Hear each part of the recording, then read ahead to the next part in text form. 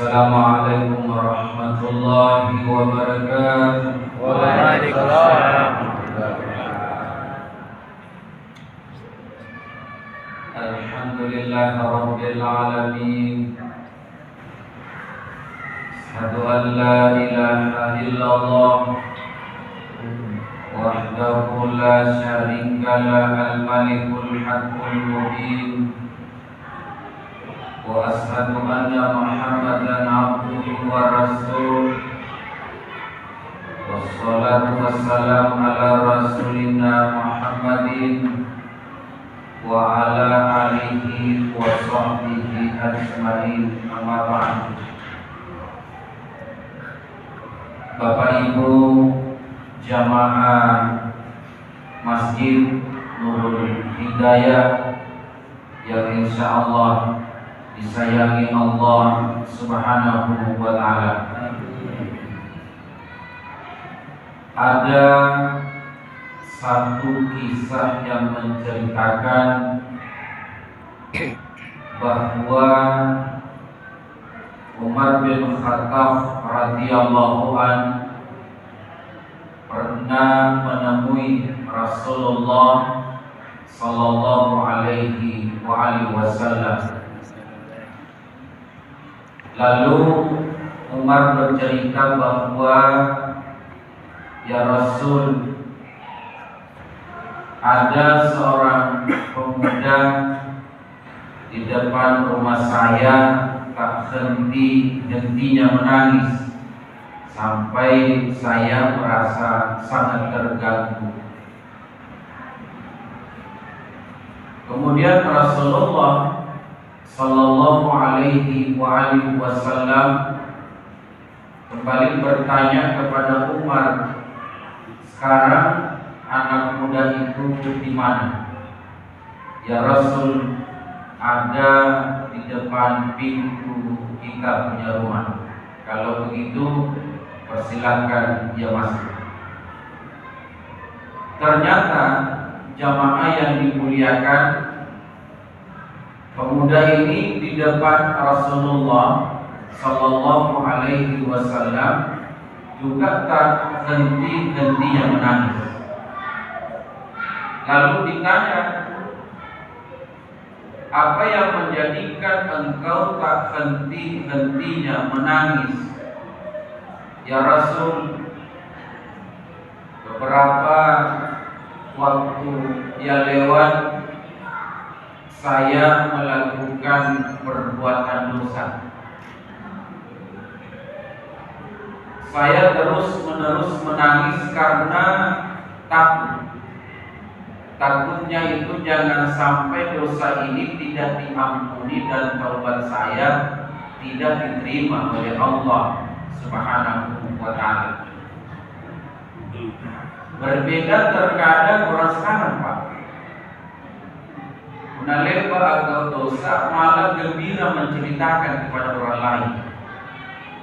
Nampak masih nuang pun bila masih pun nak cari tanya dosa lepa kena pantaukan dengan bersemangat, tidak merasa bersalah. Kalau pemuda ini tak henti-hentinya menangis karena menyesal.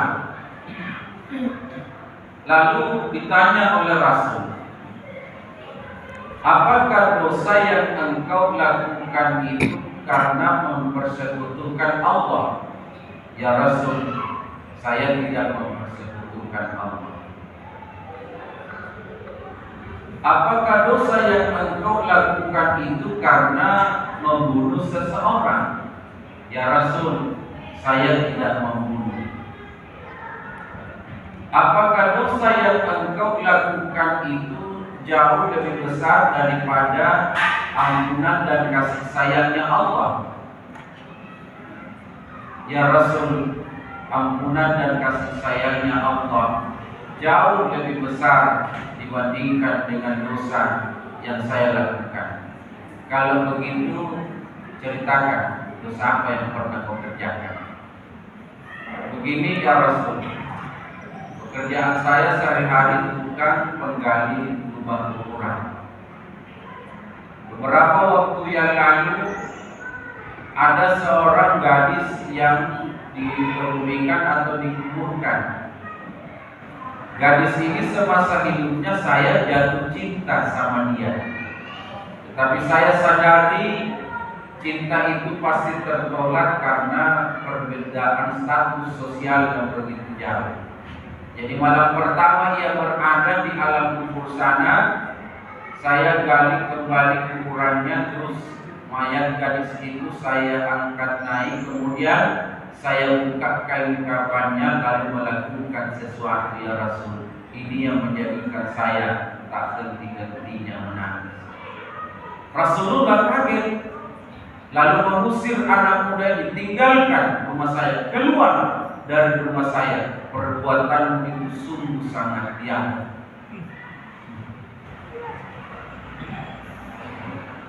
Karena pemuda ini diusir oleh Nabi, beliau berjalan tidak tahu arah tujuan kemana di tengah padang pasir, henti-hentinya menangis siang malam. Sampai dalam kisah itu diceritakan pemuda ini 7 hari 7 malam tidak makan. Akhirnya pingsan karena terus menerus menangis. Lalu dia bilang, ya Allah, nanti Nabi mantau lagi pamukul lagi dosa, nanti nato lagi tarima taubat karena bisa sampai memberi kamar-kamaran. Kabat cuma dibalana Nabi takareng nanti nasar jalan, nanti nasar papijok bagaimana caranya bertaubat, malah saya diusir. Dia pun lagi sisa di kamar-kamaran di sisa memang.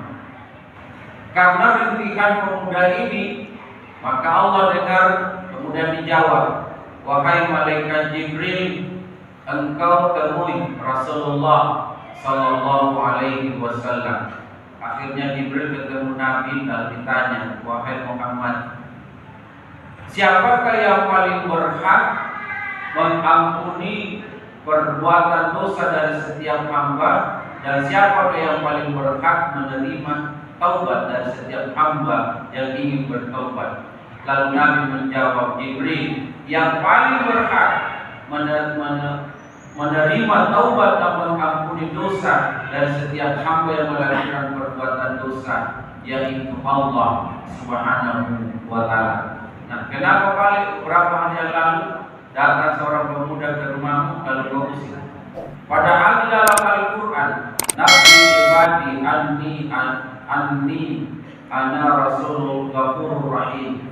Ceritakan, kabarkan kepada hamba-hambaku, sesungguhnya aku ini maha pengampun lagi maha penyayang. Wasari'u ila maghfiratin min rabbikum, dan bersegera kalian menuju ampunan Tuhan. Akhirnya Rasulullah memerintahkan sahabat cari pemuda itu.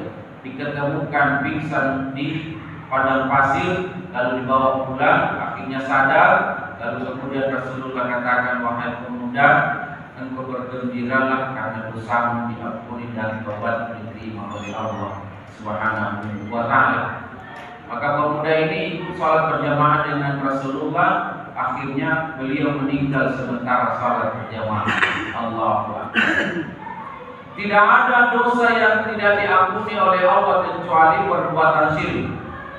Kalau setiap hamba ingin bertaubat dari setiap kesalahan yang dia lakukan, makanya kesempatan di bulan Ramadan ini Bapak Ibu yang terhormat, fokuskan diri kita untuk banyak beristighfar, banyak bertaubat dari segala dosa kesalahan yang kita lakukan. Dan barang siapa yang melaksanakan ibadah puasa, fondasinya karena kekuatan iman dan mengharap keridhaan Allah, jaminannya itu dosanya diampuni oleh Allah Subhanahu wa Ta'ala. Jadi pun ada bagian kumai cerita kau di tetangganya di bulan ini, tolong berbanyak beristighfar ya. Apa banyak itu atau buat Rabbana zalamna anfusana wa illam taghfir lana wa tarhamna lanakunanna minal khasirin. Okarek wala ta'ala inakya minni ata'am kadari sabar panraki barangkali itu sigampang berdosa ginawa. Yan ang tumanos sa liwan. Kate pa yung tarik pengurangan kesempatan di bulan baik ini jujur sama istri. Dan beliau dibaca di doanya minta kekuatan, ya Allah lunakkan, ikhlaskan hatinya saya punya istri menerima kabar yang baik ini. Dan beliau kepala ukur mana kita mana nanti orang yang ini. Kaman nih, anda si kamangan puna lapar karena dia jamaah padahal dia balas saya mengiyu. Kalau orang kalau di mana kunjung, misalnya, tidak tu nalar rumah ada rumah. Dia sebab orang yang kata belum bisa selesai tunggu sesudah lebaran. Yang penting sudah kita ungkapkan, kita sampaikan kebohongan selama ini. Kita sudah jujur. Kita isi jodoh-jodoh ini. Barang pertama kali itu. Siapa tahu nanti lagi cakap-cakap jujur main kalau minum. Insyaallah. Ibu juga barangkali tabe. Siapa tahu selama ini saya ingin kisah bapak anak terpenuh. Saya lagi syukuri jadi payahnya. Kalau ukur tenang aja tuh kisah pun adalah paman sebagai suami. Kamadiaman yang kita puji, kamu tuh aja bapak anak. Punangiran di awal terbiasa dengan anak singa majin dibayar kemanian. Ini seringan tolong sadarkan diri kita. Kasihan itu para suami. Akhirnya mari kita saling mendoakan mudah-mudahan di bulan ini insya Allah memberikan kekuatan fisik rohaniah untuk melaksanakan aktivitas ibadah. Mudah-mudahan dosa kita diampuni sehingga selesai Ramadan kita menjadi manusia yang berkarakter, menjadi hamba yang bertakwa insyaallah. Amin. Billahi taufiq wal hidayah. Assalamualaikum warahmatullahi wabarakatuh.